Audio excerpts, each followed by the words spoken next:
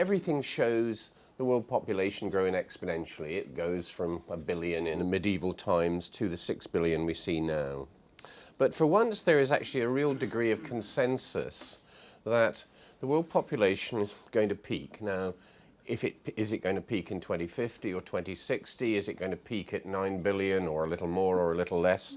Clearly debate and uncertainty about this. How can we feed 9 billion people sustainably, equitably and healthily? And that was the challenge I put out to the team. Now, the first thing they came back with was 3 messages. That you need a radical redesign of the global food system.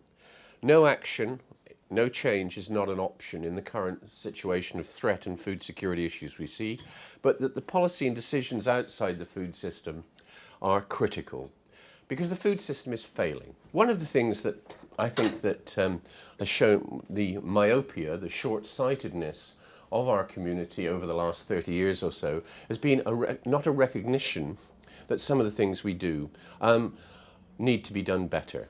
First of all, there's an enormous gap between what is attainable from the best farming practice. This is the top graph gives you an example for wheat, and what would be actually obtainable on average in society. And those yield gaps need to be filled by actually improving current practice. It doesn't involve research. It involves using what the UK term is extension services, going out and actually educating the farming community how to do things better. But of course we also need to focus on new methods of producing more. We need to be research in agriculture has declined almost in parallel with the decline in real prices, and so that has been a problem because research results do tend to take a while to actually come through, typically about 10 years.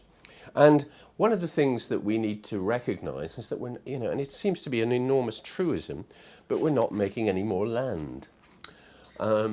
We can make more land by chopping down tropical rainforests or ploughing up perennial grassland, but we do that at our peril due to the production of greenhouse gas emissions from such practices, but also the undermining of the world's biodiversity, which I'll comment on, which happens. So we need to be thinking, and the trite phrase, and it's not so trite actually, is we need sustainable intensification of the agricultural system.